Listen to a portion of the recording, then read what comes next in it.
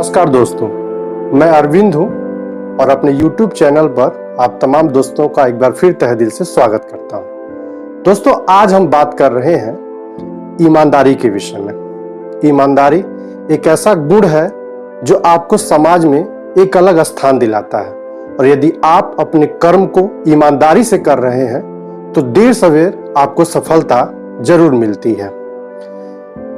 यह कहानी है एक राज्य के एक प्रतापी राजा की, जो कि अपने कर्म के नाते, अपनी ईमानदारी के कारण पूरे राज्य में, अपनी जनता के बीच में खासे लोकप्रिय थे।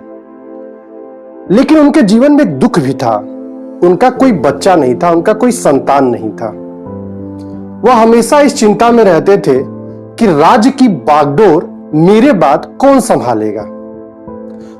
उनके दिमाग में एक तरकीब सूझी और उन्होंने पूरे राज्य में यह सूचना भेजवाई कि वह अपना उत्तराधिकारी चुनना चाहते हैं। इसलिए जो भी रुचि लेता हो, जो भी इंटरेस्टेड हो, वह महल में आ जाए।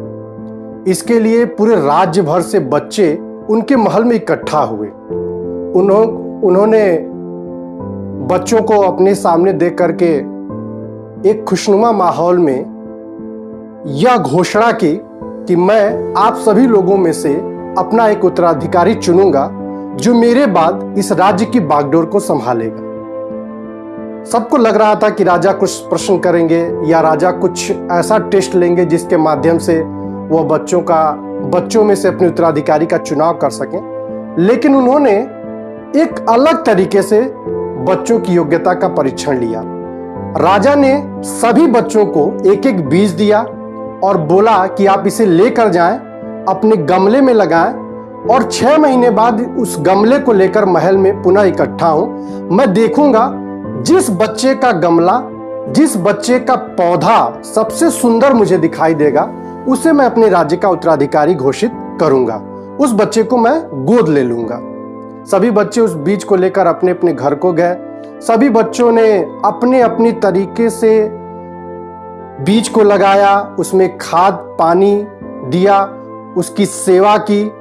उसी में एक बच्चा ऐसा भी था जिसने बीज को लगाने के बाद लगातार मेहनत किया, लगातार कोशिश की, लेकिन उसे परिणाम अपेक्षित नहीं मिल रहे थे। 1 महीने का समय बीता, अभी भी उस बीज से कोई भी अंकुर निकलकर सामने नहीं आया।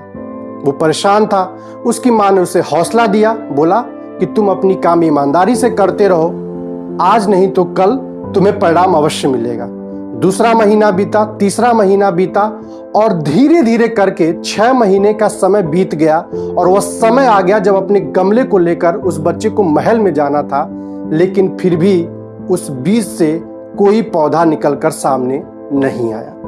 सारे बच्चे जब महल में एकत्रित हो गए, सभी बच्चे अपने अपने गमले में, सभी बच्चों ने अपने अपने तरीके से पौधे की सेवा की थी, बीज की सेवा की थी। किसी का पौधा बड़ा दिख रहा था, किसी का पौधा सुंदर दिख रहा था। सभी बच्चों के मन में उत्साह था कि आज उसे राजा अपना उत्तराधिकारी घोषित करेंगे। लेकिन उस बच्चे के मन में एक संकोच था कि उसके गमले में कुछ नहीं दिखाई दे रहा था सिवाय मिट्टी के, कि आज उसे बहुत ही अपमानित महसूस हो रहा था। जब सारे बच्चे पंक्तिबद्ध होकर बैठे थे, राजा घूम करके सभी बच्चों के पौधों को देख रहे थे, तभी उनकी नजर उस बच्चे के गमले पर पड़ी और उन्होंने उस गमले को उठाया और सभी बच्चों को दिखाया। सभी बच्चे देखते ही उस गमले को हंसने लगे। लेकिन राजा ने कहा, इसमें हंसने वाली कोई बात नहीं है, क्योंकि आप जिस गमले को देख रहे हैं, यही बच्चा राज्य का उत्तराधिकारी होने जा रहा है। सब बच्चे आश्चर्य में पड़ गए कि जिस गमले में कोई पौधा नहीं है, जिस गमले में कोई खूबसूरती नहीं है, वह बच्चा क्यों राज्य का उत्तराधिकारी बनेगा। फिर राजा ने स्पष्ट किया कि जो बीज आपको दिया गया था, उस बीज में कोई पौधा छिपा हुआ नहीं था, लेकिन आपने 6 महीने में उस बीज को बदल करके दूसरा बीज लगा करके आपने पौधे तो पनपा दिए, लेकिन आपने अपनी ईमानदारी खो दी।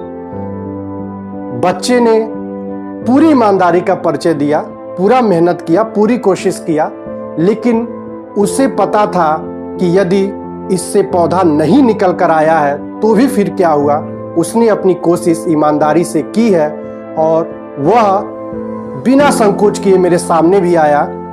यह दर्शाता है कि बच्चे के मन में आगे बढ़ने की ललक है, प्रेरणा है। और उन्होंने बच्चों के बीच में घोषणा की। सभी लोगों ने उत्साह से, खुशी से ताली बजाया। दोस्तों, यह कहानी हमें बताती है कि यदि आप अपने काम को ईमानदारी से कर रहे हैं तो आपको परिणाम तक पहुंचने से कोई नहीं रोक सकता। आपको यह कहानी कैसी लगी मुझे कमेंट बॉक्स में बताइएगा। इसे ज्यादा से ज्यादा लाइक करिएगा, अन्य लोगों से शेयर भी करिएगा। और एक रिक्वेस्ट और है, यदि आपने इस चैनल को अभी तक सब्सक्राइब नहीं किया है तो प्लीज सब्सक्राइब कर लीजिएगा। जय हिंद, जय भारत, नमस्कार।